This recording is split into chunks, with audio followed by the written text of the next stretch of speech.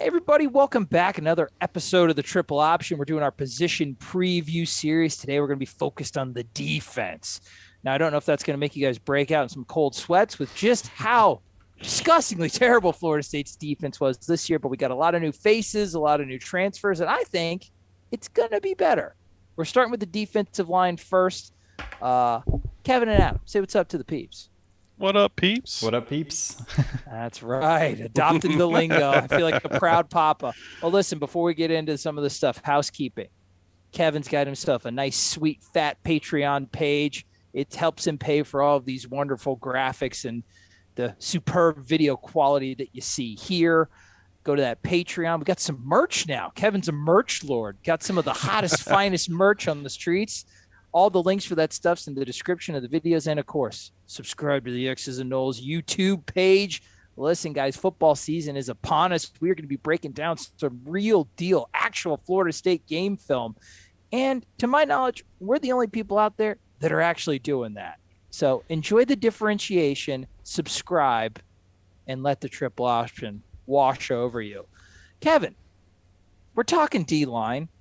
What's Adam Fuller's defense trying to accomplish with this D-line? There's some unique stuff going on the defensive front. Am I right, my friend? Yeah, so this is always a point of interest when it comes to the fan base, and we had an article and a video about it a long time ago when these guys first came in, but always on the boundary side of the ball. So if you imagine the hash marks, the boundary side is the short side of the field. Oh, good. And for some reason, I'm drawing black circles. This defensive end on the short side of the field is a what they call the Fox in Fuller's defense. The Fox is always lined up with the 3-tech over here. He's more of a hybrid defensive end linebacker. You'll often see him kind of drop into coverage. They'll kind of do these robber coverages where oh boy. He'll kind of that's a weird pain point for the fan base for whatever reason, as far as like the defensive ends dropping into coverage. However, like it happens on every defense every now and then, guys. Yep. So just every zone defense. It's just don't freak out too bad when you see it. It's just a different look, a way to bring a linebacker or bring a different stunt usually. And because they're in the short side of the field, there's a little bit more comfort knowing that there's less area over here to cover. The 3 technique is this guy. So 1 technique is on the inside shoulder of the guard, 3 technique on the outside. It's this tackle here. This guy usually is a little bit more agile than the 1 technique, which is the other tackle. Kind of represents your slashing defensive tackle. Definitely not your Robert Cooper types, but usually a more athletic, more agile kind of guy. Then you have the 1 techniques. These can range. You see Fuller is trying to grab more 1 techniques that are potentially like 3 techniques, some quicker guys, some 1 gappers. So when I say 1 gapper, I mean is responsible for 1 gap, which means that they can be a little bit more aggressive. Instead of the guys that you used to see at this position, or even Robert Cooper, who's more of like a 2 gapper who wants to jam up the offensive line. And then you see the defensive end on the other side of the ball. This is more of your true defensive end. You want a good pass rusher here, and someone that, when you think of defensive end, when you think of those guys that go number 1 in the draft every so often, it's these guys, the 6'6" total athlete that's getting around the corner. Yeah, the freaks. The freaks, the genetic freaks. One thing I do want to talk before my boy Adam Brown gets to talking about all these guys kind of individually. One thing that's interesting to me as far as the 1 technique and the 3 technique, that's not based on the strength of the offensive line. So we're talking about strong side of the offensive line, basically which one the tight end is lined up on. We're talking about the 1 and the 3 technique are determined by the side of the field, no matter the strength of the offensive line. That's correct, guys?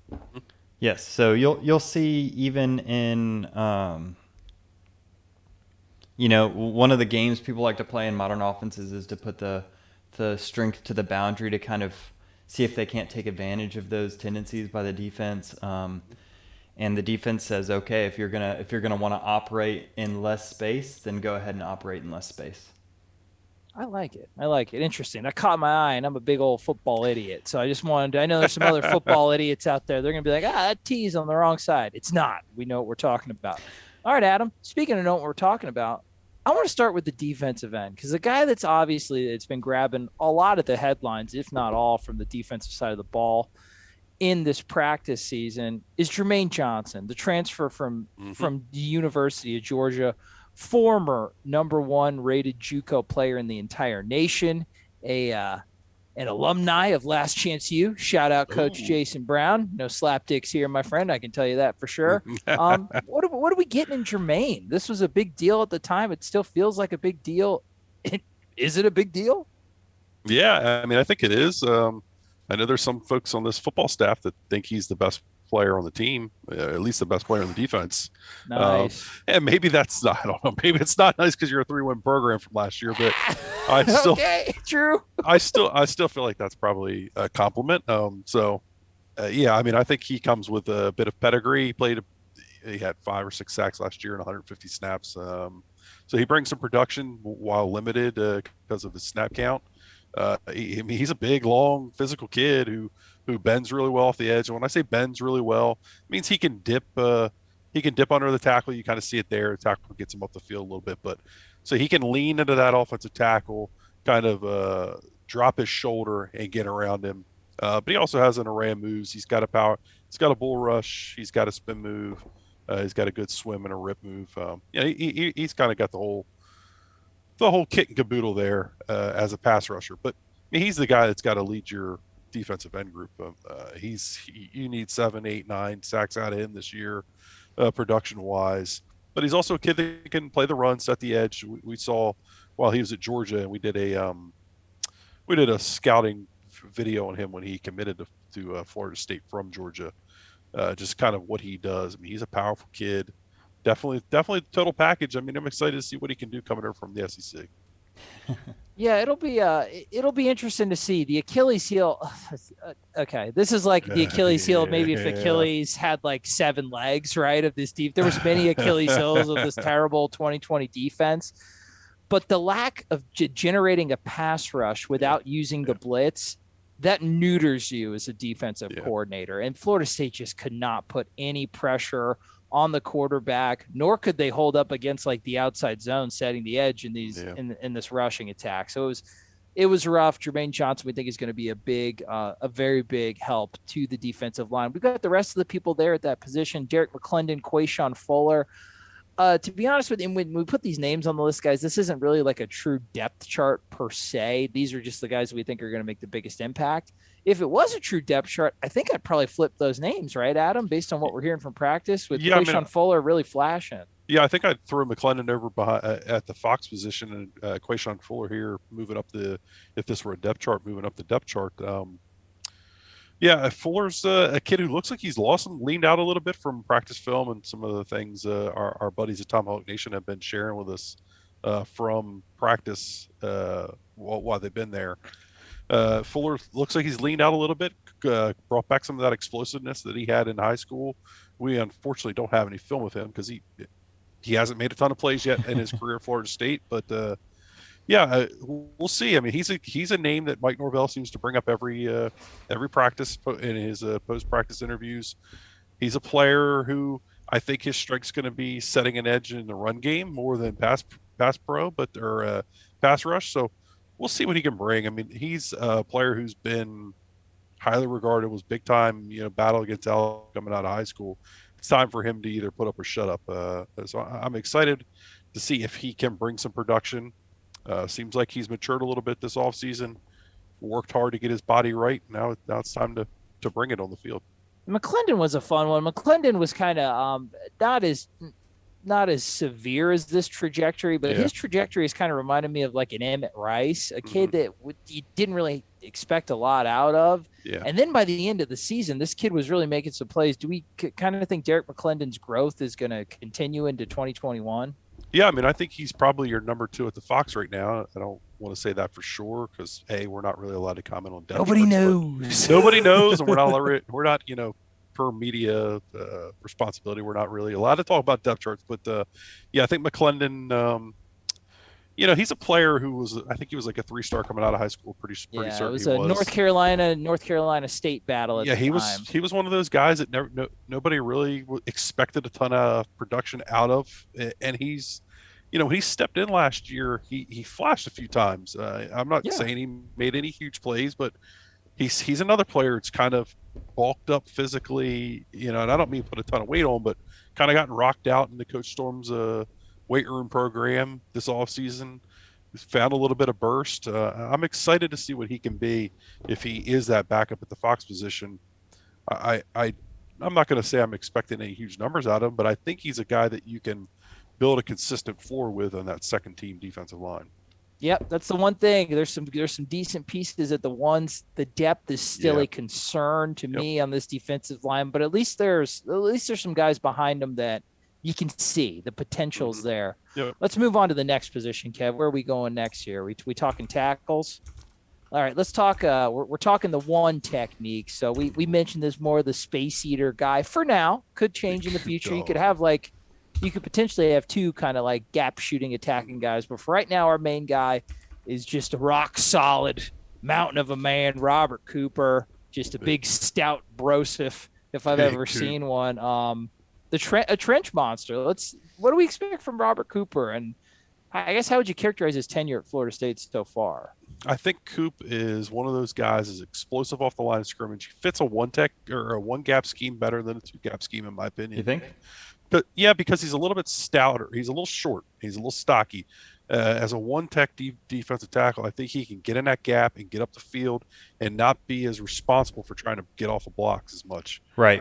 So just to give a little reference, with the two gapper, these guys, the length helps them be able to take control of the defense, the offensive player that's trying to block them, and then shed them to either side depending on how they read the running back. So. Yeah, correct. Helps them get the offensive lineman's hands away from their body, because obviously if you're playing two gaps, you do need to make a decision which one you're responsible for on the play. Yeah, and Coop's strength is getting off the ball. I mean, that's his and his strength.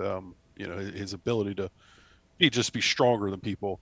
That was a good one right there. A nice little bull rush. So I think if Coop is able to kind of get up the field more, play more to his game, and be a stunner. I mean, Coop's athleticism is kind of is undersold. I mean, it's not something people think about with him a lot, but he's an athletic kid. So I can see him on some of those tackle inside stunts, kind of looping around on pass rush stunts. I think Coop could have a big year in his defense if he's bought in and ready to go mentally. Yeah, center needs to seal off that block a little bit better. That was a mess. Yeah, not great. Cooper's always a kid that pleasantly surprises me. These past few years, it always feels like we're talking about Cooper being like a backup, a third string, and every time he's gotten burned, he looks good out there. And so I'm excited to see him get some first team snaps. He's one of those guys that I always felt like was 3 inches away from being a first round draft pick. He's a guy that's always 4 yards in the backfield, but never can get disengaged. Look, it's great to be 4 yards in the backfield, but if you can't get off and make a play, you're really useless. You're just a hat on a hat. And I'm not saying that Coop's useless. I don't mean that. That's not what I'm trying to say. But really, if you're 4 yards in the backfield and you're not able to disengage, you're not making a play. And the offense has done their job. Just because they're 4 yards in the backfield, they've still done their job. I feel like with this defense, Coops has a little bit of freedom to lose some weight, maybe get an extra step. Did we see that happen? Do we know? Yeah. He's consistently lost weight since he's got the whole here. time. Yeah. Yeah. So I think he's down in like the 330-ish range. He looks good, and all counts are he's been doing very well in fall camp here. So I think Coop's gonna have a good year. To me, not the best player on the defensive line, but he's the most known entity that you have across all these dudes with all the potential and the transfers and everything. You know what you're going to get out of Robert Cooper. Yeah. Same thing when you're talking about, we think his potential backup, True Thompson, and Odell Haggins, just favorite son, another stout kid, I think solid contributor. I don't know. Do we have any film with True? Or not? No True film. I didn't think so. Kind of the Quayshawn Fuller thing. Guy's been on the team for a couple years, limited playing time, stout dude. Unspectacular reps, I would say. I don't think you're going to get any world-beating reps from him. And if we're being honest, I mean, Fabian Lovett's probably the guy that's going to come in the next. I mean, he may start at the 3 tech, but maybe the first guy off the bench at the 1 tech. You know what I mean? Like, so right. There's going to be some cross-pollination. Yeah. And Joshua Farmer, who's the third name on this list here. Kevin, do we have film of him? I know he's a true freshman, but no Farmer. Oh, we do have Farmer film. Yeah, he had one play in the spring game where he gets off the. I mean, you see the explosiveness. You see where they're trying to go with this defense with this number 96 there. Some of this 1 tech or 1 gap stuff where they're just up the field. Farmer's a guy I think is going to push for playing time this year. He's going to be inconsistent because he's a true freshman. Was able to come in the for the spring that's nice. Practices, but he's explosive. He's a kid that's up to like 290. And that's like 30 pounds just this off season. Converted defensive end, so the athleticism's there. Yeah. Really one of the more college ready true freshmen on the team as far as from like a body standpoint. Just really solid kid. I'm with you, Adam. I think there's going to be some burn for him. He'll play. It'll be situationally. You don't want him playing. You don't want him playing a lot. You don't want like a Steven Dix situation where you throw a kid in too early. But there'll be some contributions there. Yeah, now I think we move over to the 3 technique. And luckily I already circled the 3 technique. There we go. Fabian Love, the Mississippi State transfer. Yep. Him and we'll give each of these guys their own time individually to talk about them. But there was a picture of Fabian Love and Dennis Briggs next to each other walking to the practice. Looked great. Looked absolutely great. Looked built, looked solid, and I think I'm really high on both these guys. Dennis Briggs, for whatever reason, I don't think he's getting the credit that he deserves. I thought he played solid minutes even last year, and nobody really talked about it. And he didn't come in until the 6th game of the year. I mean, he sat out the first few games of the year because of COVID, and this was a kid that was recruited as like a bigger defensive end, and I think he's made the transition over to the inside.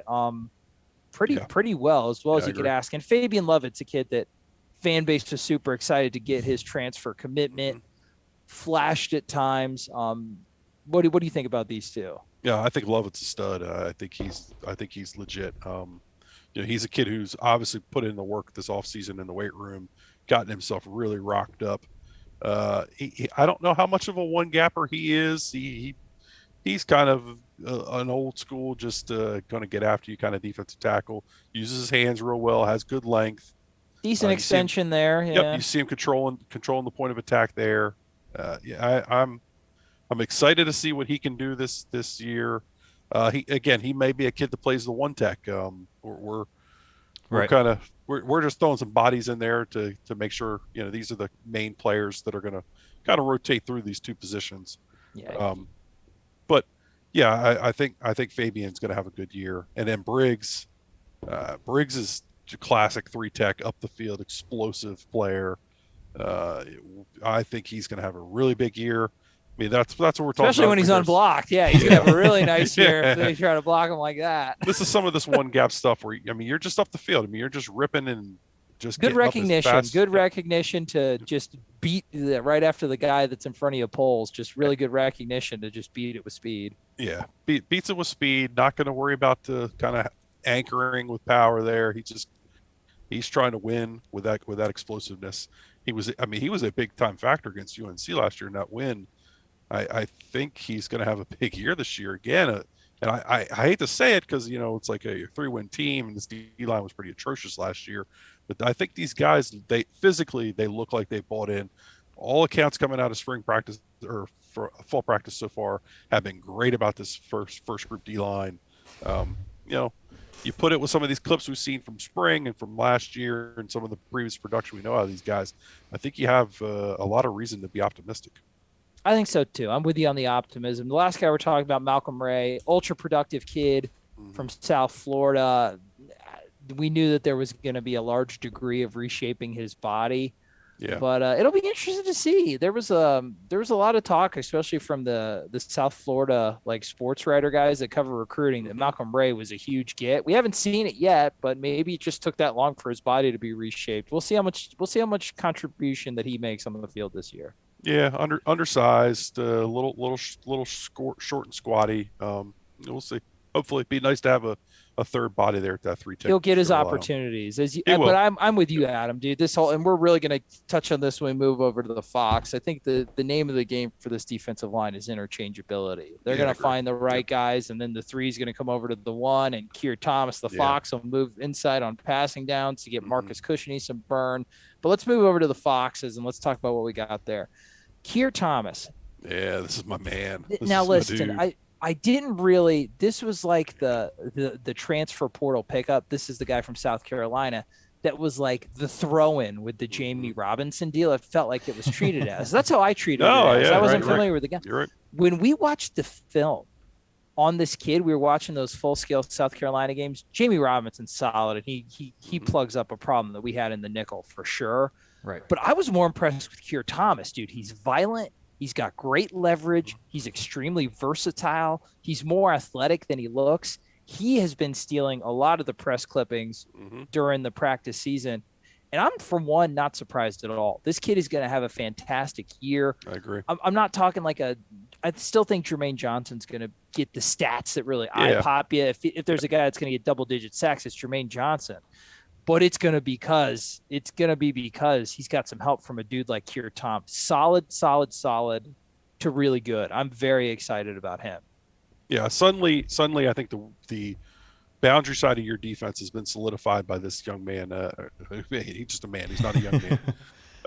He's a big I think dude. he's a large individual. And he's leaned his body out some. I think he knows what the role that they're asking him to play this upcoming season as more of a true defensive end, stand-up kind of kid.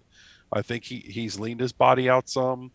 I mean, he's freaking chiseled. They've shown some pictures of him, not to go all pictures of college dudes. We're going to try not to not too many glistening practice pictures here on this program. Trying to stay away from that. I mean, you mean that our offensive line isn't the worst in the world because of a picture? Hashtag Miami doesn't know what they're talking about. So I mean, this kid's pretty rocked up. I think that there's reason to be excited about what he's going to bring. And like Trey was talking about, he can easily slide into the 3 tech, the 1 tech, and give you interior pass rush. He plays with great leverage, great hands. He's disciplined. He brings amazing leadership. I mean, this is a guy who stepped in day one and just took this program over from things I've kind of heard. Just really set the tone of what the expectation was from a work standpoint. Got to keep him healthy. He battled an injury in the springtime. It seems like they've been managing his workload here in the fall, so you want to make sure he stays healthy. But I think he really solidifies that role there. I'm with you there, Adam, too. And if you guys are playing the take a shot every time Adam says the phrase rocked up drinking game here at your house, do not drive anywhere. Do not get in the car. Please don't. Marcus Cushney. This is the latest, the 11th hour transfer position, the pass rush specialist from the FCS Alabama A&M, I believe. Yeah. I think very situational guy, pass rush specialist, extremely productive at the FCS level. They're going to be able to do some fun fronts, man. Maybe you slide Keir Thomas in, and then you got Cushney, Jermaine Johnson, and Keir Thomas on the field. But we just think pass rush. We think of Cushney, right, Adam? Yep. Yeah, that's what I think his role is. I think McClellan's probably a kid that comes in over him just in the beginning of the season, and then on third down, some of your nickel dime sub packages, you bring him in and just let him go after quarterback. Josh Griffis, dope mullet. Was thrown in far too early last year and did the best that he could. Has spent a lot of time reshaping his body. We'll see what his snap count looks like this year. And we'll leave it at that. Solid guy. We'll leave it at that. Who knows, man? The kid works hard, so we'll see. But he's not going to have the type of pressure that was on his head just being thrown out. And maybe that baptism by fire last year is going to ultimately positively impact his trajectory of what he could be. Who knows? They got that great mullet, and nobody can take that away from him. He's another one for the counter. All right, let's talk about this. Let's rate this. We've had a lot of conversation on it. Let's rate the group. So what we like to think of these groups as, are they either a potential strength of the team, just a solid contributor, sorry for me to say, contributor, or a liability? What do we see this unit as? Adam, go first. I think this is strength. I think this is strength of your entire team, not just on the defensive side. I think this group has the most ceiling and probably the best floor also. I mean, I think with Johnson and Keir Thomas, you're going to know what you're going to get play in, play out. You've got to keep them healthy though. And that's where some of these debates really start to begin, is after that first group, then what? I do think there's a couple bodies on that second team. You know, you're talking about a Farmer, a Cushney, a McClendon, a Fuller, who there is some ceiling and some potential there, but a lot of it is really unknown. So that's where I think you start getting into that gray area of, are they really strength? I think they are. I'm going to go that way. I think Coach JP, Coach Odell are going to get the most out of these guys. They've proven that they can get guys ready to play college football at a high level. I think this group's going to have a big year, and I want to hear what Kev's got to say. Well, I think I'm going to follow the trend of disagreeing with AB. I'm going to say that they're a contributor. I'll agree with you. I think Keir Thomas and Jermaine Johnson are two of the better players on this team right now. And honestly, the defensive ends are really what makes a defensive line click. And I think that's one of the reasons why last year's defensive line got so much flack, is because the defensive tackles can only do so much when it comes to pass rush. And that's what a lot of defensive line play is going to be judged based off. So I think it takes a significant step up. And honestly, it's one of those things where it's between the defensive line and the secondary, it's been reloaded, and it's super exciting to see Keir Thomas potentially be bumped inside to a 3-tech and have Cushney for extra pass rush. That's an exciting look. I think my only question is the one technique, and I think I don't know if Cooper's ready to step up necessarily in that spot and be a true strength for this team. And I'm just gonna wait, because the defensive line has a lot of rotation. You can't just judge it based off of the top end like you can with like a quarterback position or something like that. So that's why I'm going with contributor. All right, nice little natural disagreement there. We're not a hive mind. I'm gonna go contributor plus. I just made up a new thing. I'm gonna go contributor plus. I playing like the name. Wow. Such a coward. Contributor plus, new rating for me only. I like the names at the top of the depth chart. I think it's going to be worlds different than it was last year. The depth concerns me to where at a position like running back. I know it's like, Trey, if you're going to make the running back a strength, how could you not make the defensive line a strength?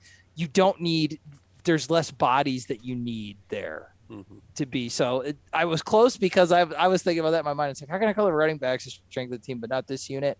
It's the depth, and obviously the depth is more important against the teams you're going to be playing across the defensive front. I mean, even in game one, dude, Notre Dame ground you into dust last year, just zoning you to death. So Counter. we'll see. Yeah, counter. God, I get the nightmares thinking about it.